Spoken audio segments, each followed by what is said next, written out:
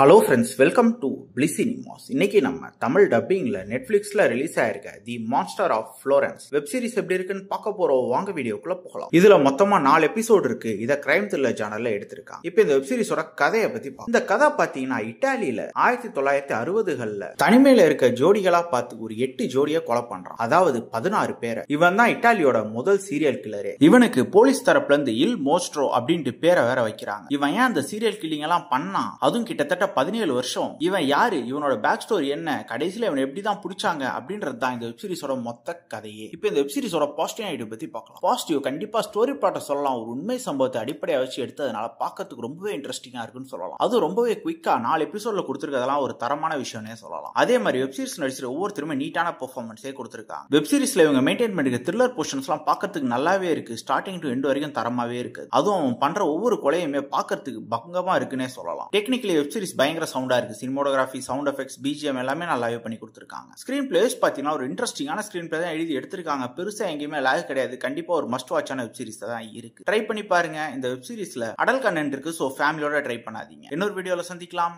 Thank you.